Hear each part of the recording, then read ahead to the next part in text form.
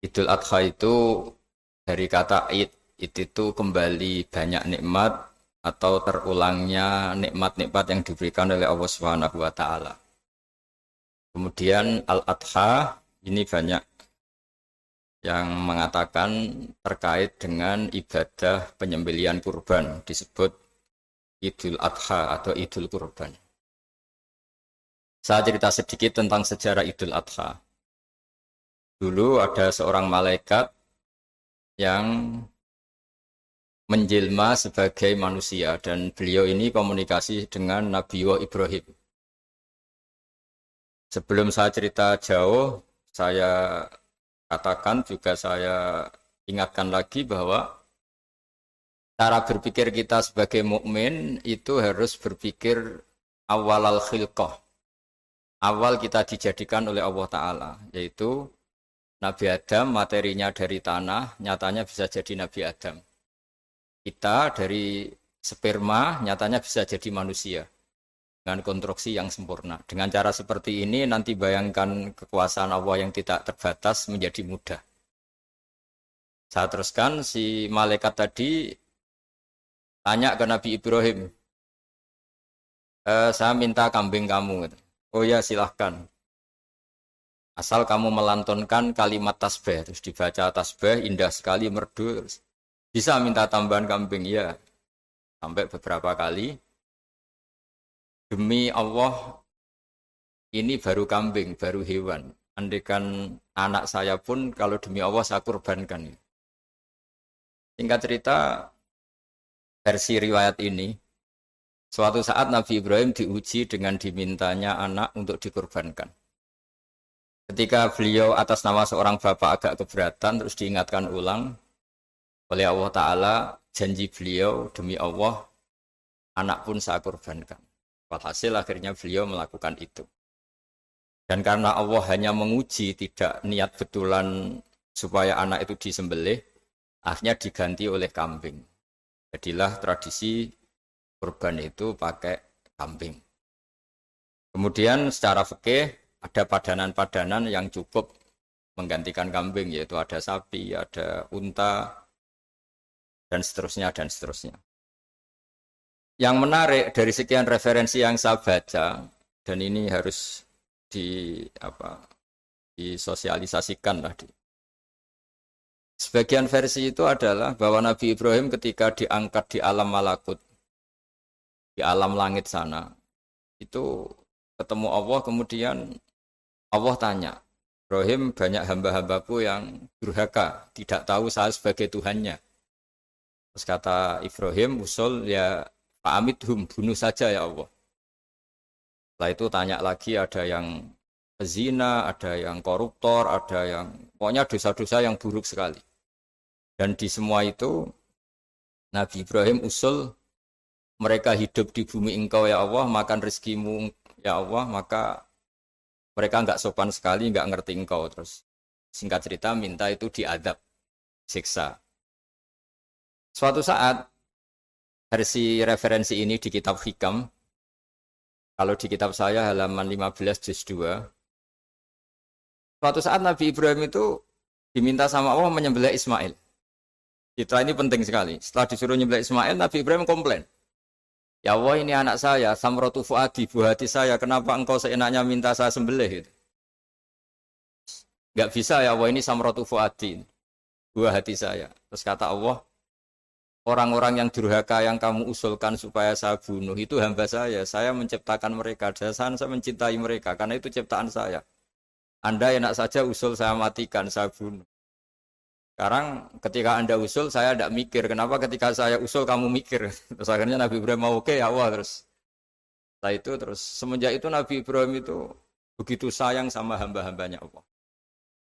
Sehingga dari cerita yang paling masyhur, ketika Abu Bakar As-Siddiq begitu lemah lembut sama hamba-hamba Allah yang lain, Nabi Muhammad mensepadankan dalam hal ini sama Nabi Ibrahim, hati kamu sehalus Ibrahim. Yaitu Nabi Ibrahim, beliau akhir-akhir punya komitmen, faman tabi'ani fa innahu minni wa man aswani fa innaka ghafurur rahim. Ya Allah, orang yang ikut sunnahku, maka jelas bagian dari saya. Dan yang sedang durhaka, waman asoni, saya harapkan fa innaka ghafurur rahim. Engkau Maha Pengampun, Maha Penyayang. Semenjak itu menjadi sunnatan mutaba'ah bahwa agama ini agama rahmatan lil alamin, bahwa melihat kemungkaran, melihat kebodohan, ketimpangan, itu komitmen kita ini membenahin, bukan menghabisin. Melihat kesalahan, komitmen kita ini in uridu ilal islaha mastata'tu. Komitmen kita ini ingin lebih baik, bukan mengacaukan dunia ini. Semenjak itu terus syariat-syariat Islam disebut anit tabi millata Ibrahim Hanifah, bahwa kita mengikuti millahnya Ibrahim. Sebab itu kemudian setelah ini menjadi sunnatan mutaba'ah, bahkan banyak ulama yang berpendapat ketika Rasulullah SAW Mi'raj, itu dari sekian Nabi Ulul Azmi yang enggak ketemu itu Nabi Nuh. Nabi Nuh alaihissalam, padahal termasuk Nabi Ulul Azmi. Itu banyak yang menganalisis karena Nabi Nuh itu pernah berdoa, Rabbi la tadhar alal ardi minal kafirina dayaro. Nabi Nuh adalah Nabi yang pernah cara Jawa maksudno kaumnya, mendoakan buruk sama kaumnya. Dan itu tidak manhaj, tidak metode yang Nabi Muhammad disuruh ikut metode itu. Tapi Nabi disuruh ikut manhaj atau pola sosiologi, pola dakwah atau pola sosial yang harus mengikuti Nabi Ibrahim anit tabi millata Ibrahim Hanifah. Nabi Ibrahim itu orang yang sangat lemah lembut, yang ngendikan faman tabi'ani fa innahu minni wa man asani fa innaka ghafurur rahim.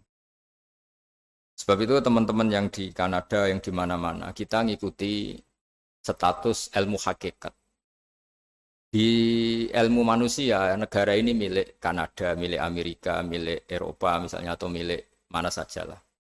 Tapi di status ilmu hakikat, semua itu milik Allah.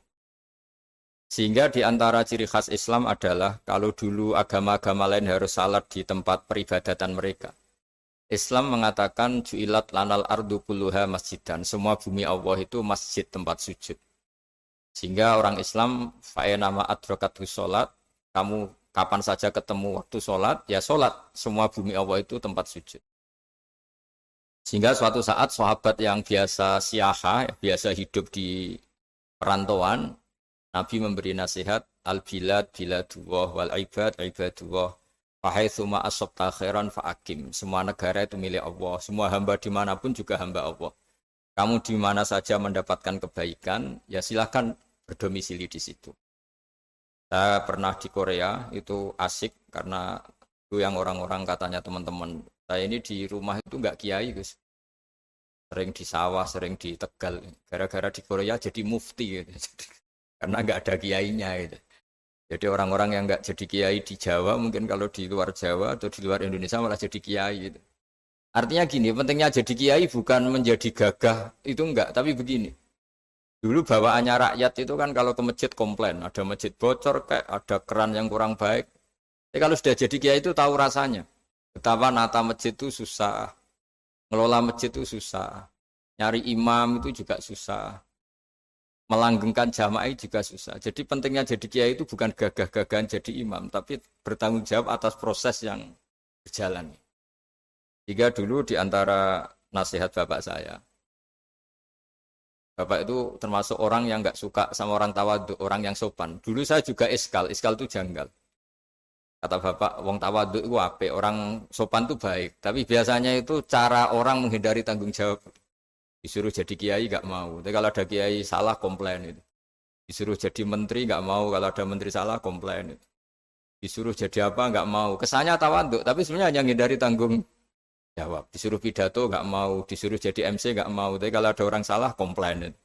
Jika kata bapak tawaduk itu baik, asal tawaduk betul. Tapi kebanyakan nggak, tawaduk itu menghindari tanggung jawab sambil cari salahnya orang lain. Nah ini yang tawaduk yang akhirnya kurang baik. Nah teruskan, jadi Nabi Ibrahim ini panutan yang luar biasa. Beliau adalah orang yang alami sekian proses sosial, yang akhirnya diakui sebagai Khalilur Rahman, orang yang sangat dicintai Allah Ta'ala. Di antara sebab dicintainya Nabi Ibrahim adalah seperti yang dialami Nabi Adam. Nabi Adam ketika turun di bumi, itu keresahan pertama itu bukan karena kurang makanan atau kurang minuman, itu enggak. Beliau turun di bumi, mendapati bangsa yang lain, kalau dalam kitab disebut Banul Jan. Itu dia janggalnya Masya Allah. Ini orang makhluk-makhluk ini kok tidak kenal sama Allah yang menciptakannya. Kan aneh ya kalau kita hidup di Kanada terus nggak tahu PM-nya siapa, Perdana Menterinya siapa, kita hidup di Indonesia nggak tahu presidennya siapa. Itu kan aneh. Kita hidup di kampung nggak ngerti lurahnya siapa aja aneh. Ini hidup di buminya Allah kok nggak tahu Allah itu siapa. Nggak pernah menyebut Allah. Padahal harusnya yang paling dikenal pertama itu ya zat yang menciptakan kita, menciptakan langit bumi dan sebagainya. Sehingga beliau itu gerutu itu komplain. Ya Allah ini enggak fair dunia ini, engkau yang menciptakan, engkau yang memberi rezeki, kemudian mereka tidak kenal engkau. Ini kata Nabi Adam alaihissalam. Barokahnya komplain itu, jadi komplain itu yang diridhoi Allah juga banyak. Akhirnya Allah meridhoi Nabi Adam, dosa-dosanya, salahnya itu diampuni. Ya ukuran seorang nabi beliau dianggap salah itu diampuni karena keresahan beliau itu takut Allah nggak dikenal. Nah, masjid yang di Kanada di Montreal juga ketakutan kita ini jangan sampai orang Islam tidak punya tempat ibadah. Meskipun setelah punya tempat ibadah, ketakutan kita jangan-jangan ibadahnya tidak sesuai sunnah Rasul. Setelah sesuai sunnah Rasul kita takut lagi, jangan-jangan memaksa sesuai tapi karena ingin benar. Dan setelah ingin benar, takutnya secara tasawuf ngimani kebenaran itu. Bukan ngimani rahmatnya Allah, tapi ngimani kebenaran itu. Akhirnya jadi ujub. Ujub itu bangga amal diterima karena kebaikannya, bukan karena fadlnya Allah, karena anugerah. Nah ketakutan-ketakutan ini khas orang soleh. Orang soleh itu kalau nggak sholat takut. Setelah sholat takut nggak sesuai syarat rukun. Setelah sesuai semua takut iktimat alal amal. Membanggakan kebenaran, tapi bukan membanggakan luasnya rahmatnya Allah Ta'ala. Sehingga di luar ilmu fikih ada ilmu namanya ilmu tasawuf, ilmu yang mengelola hati. Jadi ibarat orang itu kalau yang paling masyhur dalam cerita-cerita orang sufi, ada orang sudah masuk surga karena tidak pernah dosa sama sekali. Ini cerita-cerita yang melegenda di dunia tasawuf. Tanya Allah, kenapa kamu masuk surga? Karena saya taat terus ya Allah, nggak pernah maksiat sama engkau. Berapa lama kamu hidup di dunia? 80 tahun. Ya sudah, karena taat kamu 80 tahun, ya surga kamu 80 tahun. Ya komplain, ya Allah katanya surga selamanya. Kenapa ini hanya 80 tahun? Yang selamanya itu rahmat saya. Kalau amal kamu kan terbatas 80 tahun, maka balasannya hanya 80 tahun. Nah semenjak itu beliau sadar, oh ya Allah, masuk surga itu fadlmu, anugerahmu. Amal saya tidak ada bandingannya dengan surgamu. Nah ini jadi sehingga keyakinan ahli sunnah wal jamaah diantara ciri khasnya adalah masuk surga itu karena fadlnya Allah, karena anugerahnya Allah. Maksudnya itu, oke, kita amal, tapi amal kita tetap terbatas. Tidak memberi kontribusi pada kerajaan Allah, pada kedikjayaan Allah sebagai Tuhan. Yang tidak terbatas adalah fadlnya Allah Subhanahu wa Ta'ala. Nah, keresahan-keresahan ini kemudian yang diwariskan oleh para nabi ke ulama-ulama. Di keresahannya ulama itu mirip-mirip keresahan nabi. Nabi dulu itu sampai dakwah, sampai sosialisasi kebenaran itu takut Allah itu la yuzkaru fi mulki. Allah tidak disebut, tidak menjadi aktor. Kan tidak fair kita misalnya nempat di negara orang terus nggak tahu duta besarnya siapa, terus kalau ngurus paspor di mana, ngurus visa di mana. Ini sama. Kita hambanya Allah tapi nggak pernah ngurus status kehambaannya. Harusnya kita ngurus status kehambaan kita dengan sholat, berarti kehambaan kita hidup. Dan baca tasbih berarti kehambaan kita hidup. Makanya dalam sebuah ayat disebutkan masuk surga itu gampang. Yang susah itu kamu masuk status kehambaan itu. Makanya disebut ya aja Tuhan nafsul mutmainnah irji'i ila rabbiki radiyatan mardiyah. Pertama apa? Fadkhuli fi ibadi. Kamu harus masuk status sebagai hambaku dulu. Baru wadkhuli jannati, baru kamu masuk surga. Jadi orang boleh nikmati fasilitas negara lain kalau visa paspornya disahkan. Orang boleh masuk surga kalau status kehambaannya disahkan oleh Allah Subhanahu wa Ta'ala. Nah, lalu status kehambaan itu dimulai dari mana? Secara fisik kita sujud. Anggota tubuh yang begitu terhormat, namanya kepala, kita tundukkan kepada Allah Ta'ala. Hati kita, akal kita yang ingin menguasai dunia misalnya, ambisi itu kita kalahkan untuk hanya tunduk kepada aturan-aturan Allah Subhanahu wa Ta'ala. Kekhawatiran kita akan menghadapi alam akhirat, nah ini yang penting. Nanti setelah kita mati kayak apa, jadi debu, jadi tanah, lalu bangkit kita gimana? Sebagaimana mukadimah saya, ingatlah an-nas'atil ula. Ingatlah penciptaan pertama, bahwa Allah punya reputasi menciptakan Nabi Adam dari tanah, dan di tubuh Nabi Adam itu tersimpan calon generasi berikutnya ila yaumil qiyamah. Kayak apa susahnya bikin Nabi Adam kalau andikan kita boleh berpikir. Bikin satu master manusia yang akan melahirkan manusia seluruh dunia. Ibaratnya chipnya itu sudah ada di punggung Nabi Adam. Dan itu materinya dari tanah. Dengan berpikir gitu, maka ketika kita meninggal, sudah jadi tanah, kembali lagi jadi manusia adalah hal yang mudah. Karena Allah punya reputasi menciptakan manusia super, yaitu Nabi Adam dari tanah. Jika setiap kali kita iskal janggal terhadap kekuasaan Allah, kata Allah Ta'ala, Qul yuhyihalladzi ansha'aha awwala marrah. Kalau kamu janggal terhadap kemampuan saya, kemampuan kami menghidupkan tulang belulang yang sudah rapuh, sudah hancur, maka ingatlah reputasi saya, kata Allah, reputasi kami menciptakan Adam dari tanah. Ya, para nabi itu, ini semoga teman-teman yang di Kanaja masih ingat betul iman yang dilatih para guru kita di Jawa, di Indonesia. Para nabi itu saking imannya sama Allah, itu tidak ada, sampai kasarnya itu nggak tahu bedanya antara hal itu masuk akal maupun tidak.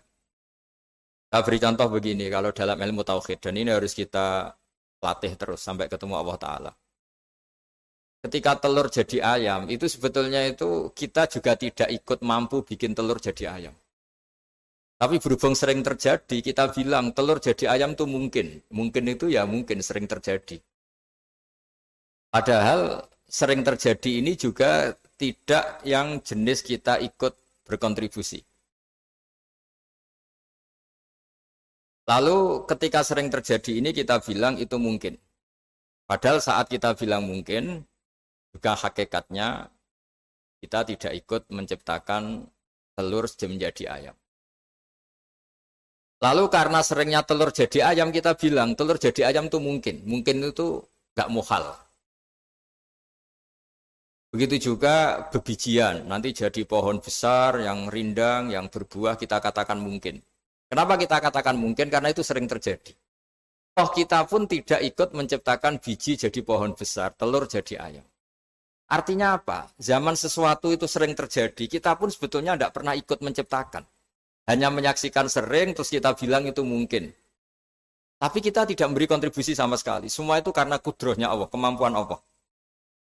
Lalu ketika ada orang yang bilang, batu ini bisa melahirkan onta. Kita bilang, mohal, batu itu tidak mungkin melahirkan onta. Tapi kalau seorang nabi itu nggak tahu bedanya antara batu melahirkan unta dengan indukan unta melahirkan unta. Karena nabi-nabi itu makomnya sudah sangat tinggi. Ketika unta induk melahirkan unta juga tidak atas kemampuan unta induk. Unta induk tidak punya kemampuan menciptakan unta. Juga karena kudrohnya Allah Ta'ala. Sehingga kalau batu mengeluarkan unta juga mungkin kalau Allah menghendaki. Hingga ketika Nabi Soleh diminta kaumnya, apa bukti engkau nabi? Tunjukkan ayat kalau engkau nabi. Yang kamu minta apa?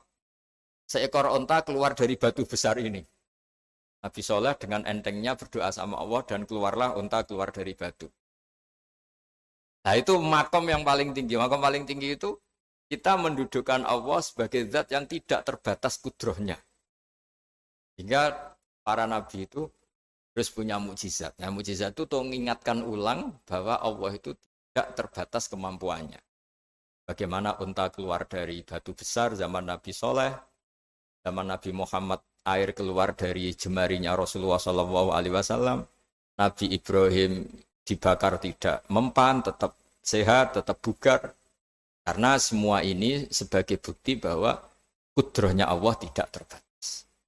Iman-iman seperti ini harus kita jaga. Apapun rasionalitas kita dan meskipun kita selalu rasional, tetap menyisakan iman bahwa kudroh Allah itu tidak terbatas. Sehingga ketika ada cerita kematian orang soleh itu ditangisi langit dan bumi, kita tidak usah iskal, tidak usah janggal. Masa bumi bisa menangis? Karena kita yang sekarang bisa nangis adalah materinya dari tanah. Materinya dari bumi.